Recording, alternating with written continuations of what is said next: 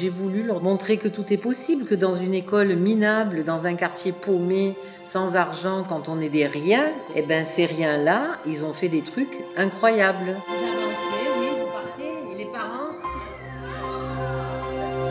En termes artistiques, je pense que c'est quelque chose d'inédit de raconter le parcours d'une école et d'une directrice qui s'est battue pendant 35 ans pour faire avancer les choses, pour démocratiser l'éducation, la culture d'une manière différente.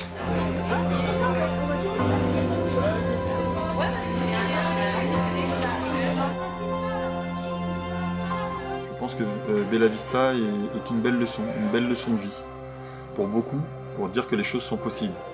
Et à travers ses actions, elle a montré qu'on peut peut-être rendre l'impossible possible.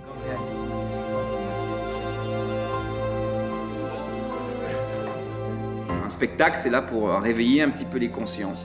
Donc c'est un éveil en fait.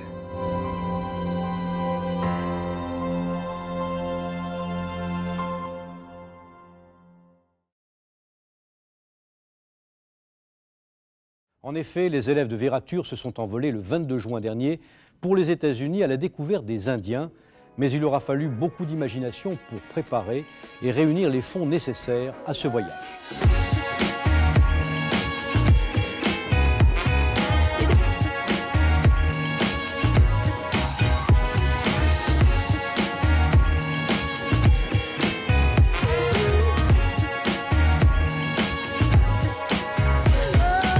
Mon premier but, c'était de les sortir justement de la cité, de ce lieu-là, pour les emmener vers autre chose, vers le monde, vers une vie plus ou moins normale, leur montrer qu'il y a autre chose qu'une cité en béton, sans jardin, sans nature, sans avenir. Alors c'est ma correspondante qui s'appelle Lorena et qui m'a écrit une lettre. Elle me pose la question, elle me dit que son environnement n'est pas propre là-bas et elle me demande si est-ce que c'est... Quand j'ai vu l'impact des enfants, enfin de ce projet sur toute la cité, sur la valorisation de la cité, les journalistes qui enfin valorisaient et montraient la cité d'un côté positif, je suis devenue directrice exactement à ce moment-là et j'ai décidé d'étendre le projet aux 5 continents.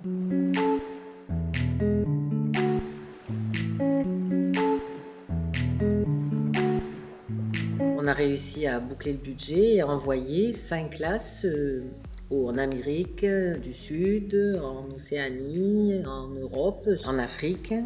Et on a correspondu avec une classe en Sibérie. Pour moi, c'était l'ouverture vers le monde, vers les autres. Apprendre une langue pour pouvoir parler une autre langue que la sienne et devenir un citoyen du monde. Moi, c'était mon optique.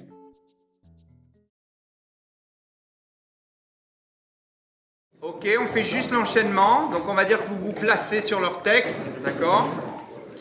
Non, vous êtes trop au centre, justement. Il faut se serrer par là. Décaler. Ce sont les élèves, quand ils m'ont organisé ma fête de retraite, qui ont commencé à me dire qu'il fallait laisser une trace de tout ce qu'on avait vécu dans ce quartier, dans cette école.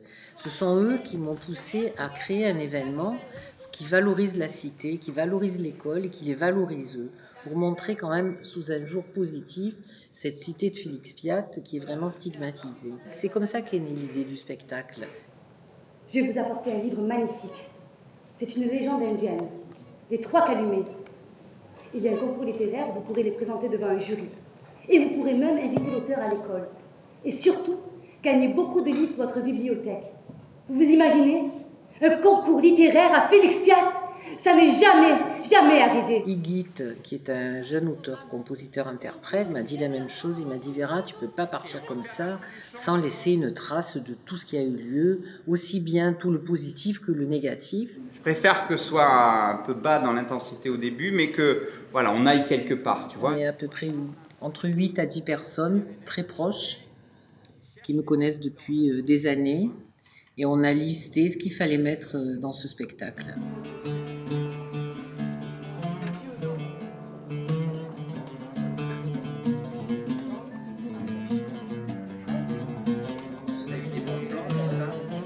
en fait, c'est un ami à moi qui allait enregistrer. J'ai cherché désespérément tout l'été dernier des professionnels qui pouvaient m'aider et qui pouvaient me soutenir. J'ai eu la chance, par relation, par copinage ou par hasard, de tomber sur David Larry, qui est chorégraphe, qui travaille au Ballet de Marseille. Ouais, ça replonge dans le livre et chacun montre que y a tout un monde. Le corps exprime énormément de choses, mais après, il y a des choses qui s'expriment à travers la lumière, à travers les images, à travers la scénographie, à travers la mise en scène. Et je pense qu'on apporte vraiment cet œil extérieur au spectacle, qui dépasse notre simple compétence de chorégraphe ou de metteur en scène.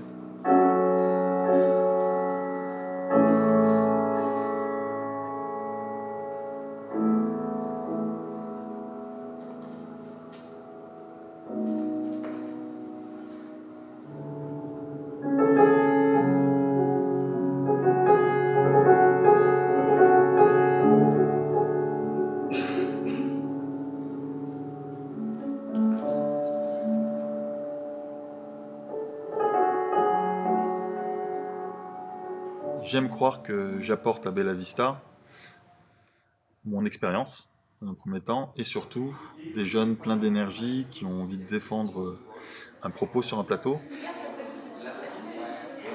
Je pense que j'ai aussi un peu un rôle de conseil. Voilà.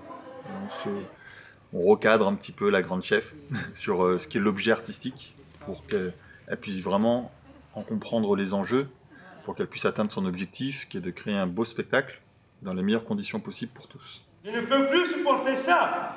Je ne peux plus supporter ça. Il ne faut pas oublier que Bella Vista, c'est quand même près de 130 artistes sur un plateau. Ça fait beaucoup de monde à gérer, et quand on n'est pas du métier, ça peut paraître une montagne. Montagne dont elle n'a pas eu peur. Voilà. Et moi, j'ai vraiment été impressionné par ça. Du coup, ça m'a donné envie d'accompagner ce projet et de retrouver cette équipe. On va en Amérique. On va en Amérique. Avec les Indiens. Avec Vera Fada. Et là, vous faites le tour, les garçons.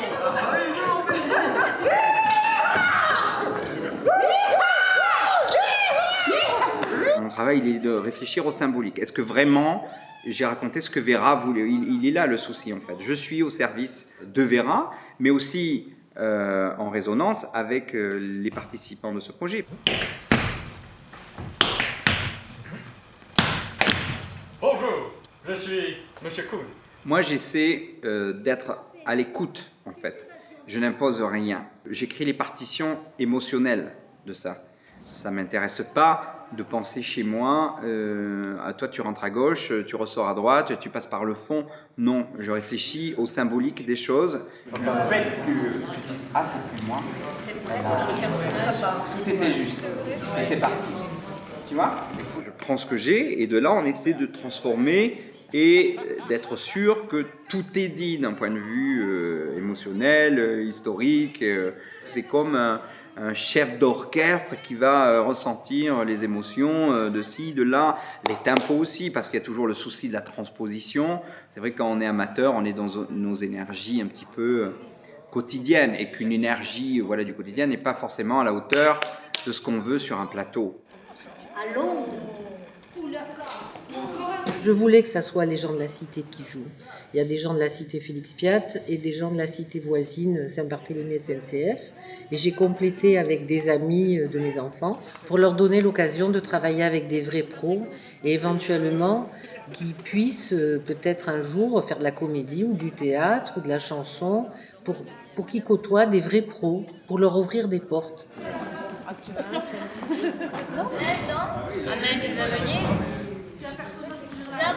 On se bat depuis des mois et des mois pour arriver à produire quelque chose de beau, qui plaise aux parents, qui plaise aux élèves, qui plaise aux spectateurs qui vont venir et qui peut-être va réussir à tourner dans d'autres salles. C'est le but que certains souhaitent, notamment la troupe, arriver à le diffuser.